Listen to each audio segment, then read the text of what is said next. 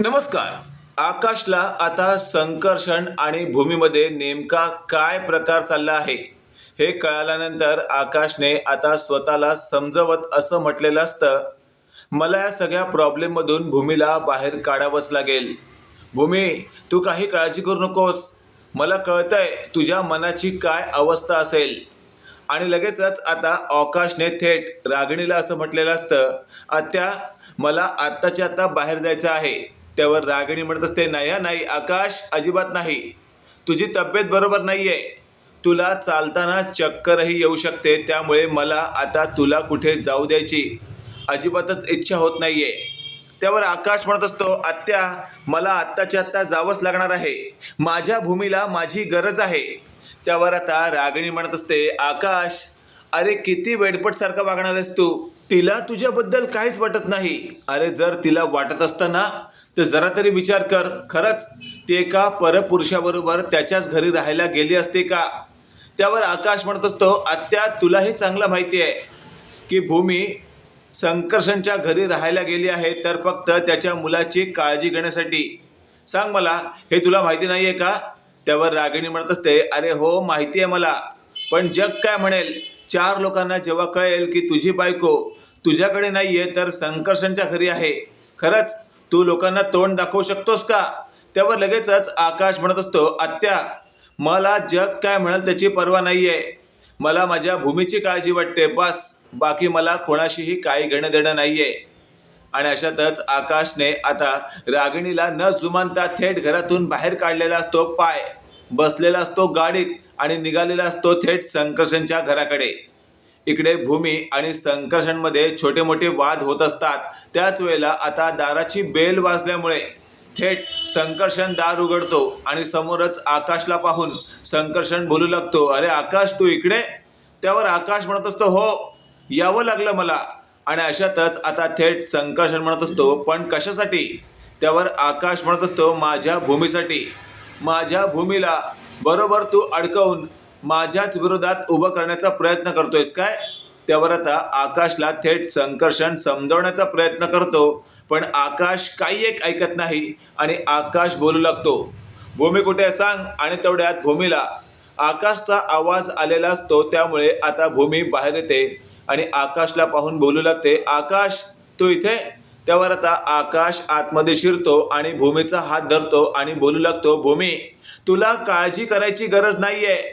हा आकाश तुझ्याबरोबर आधीही होता, आताही आहे आणि या पुढेही असेल, लक्षात ठेव.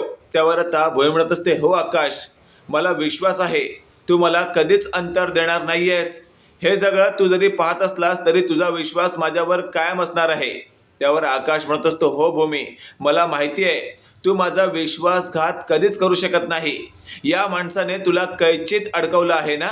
आणि अशातच आकाशने भूमीचा हात धरत थेट संकर्षणला एक दमदार इशारा दिलेला असतो, येत्या आठवड्याभरात मी माझ्या भूमीला इथून परत घेऊन जाणार आहे, तेही तुझ्या नाकावर टिचून.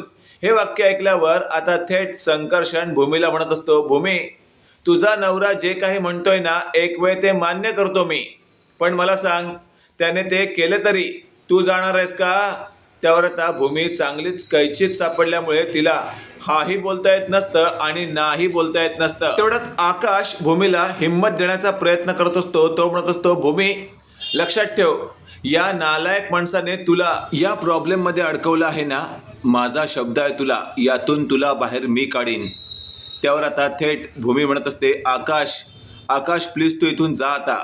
त्यावर मात्र आकाश म्हणत असतो, भूमी, मी जातोय, पण संकर्षण, एक गोष्ट लक्षात ठेव, मी तुला फक्त आठवड्याच्या आत नाही इथून भूमीला घेऊन गेलो ना तर नावाचा आकाश नाही मी.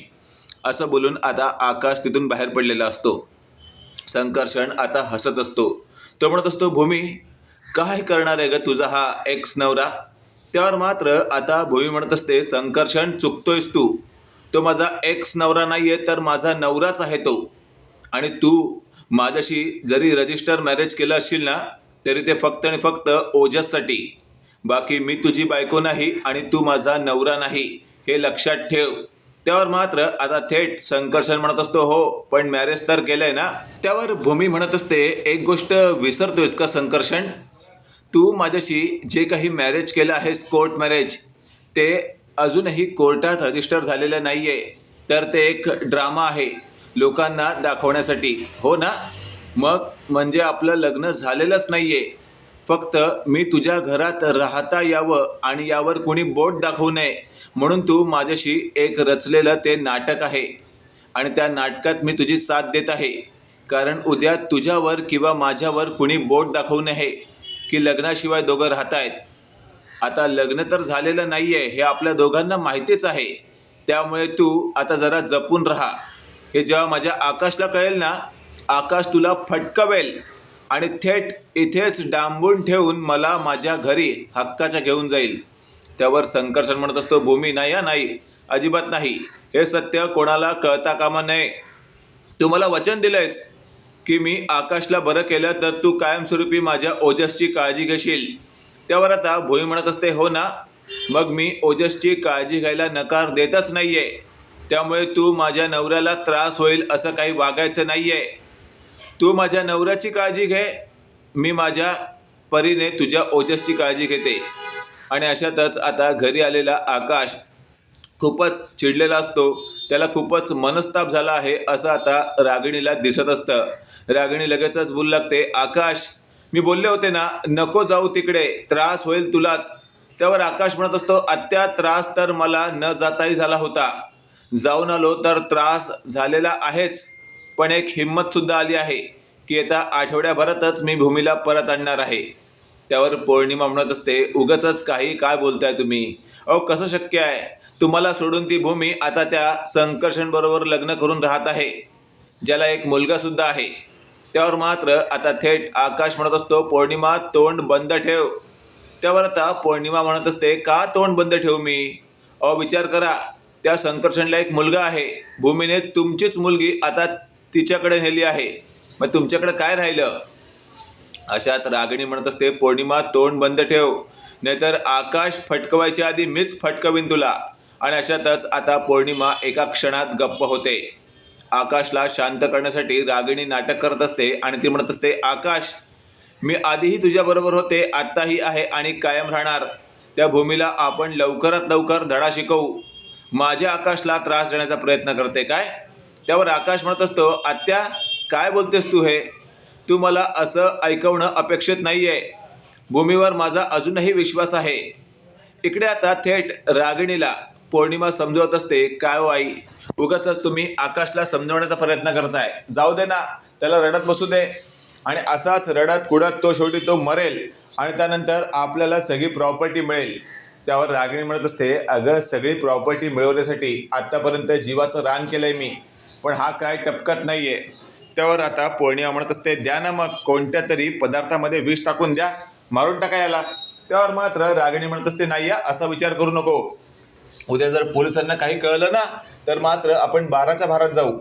मित्रांनो, तुम्हाला काय वाटतंय, आकाशने दिलेलं जे काही चॅलेंज आहे आठवड्याभराचा तो पूर्ण करू शकतो का? कमेंट करून नक्की कळवा आणि असेच नवनवीन अपडेट पाहण्यासाठी व्हिडिओला लाईक आणि चॅनलला नक्की सबस्क्राईब करा. धन्यवाद.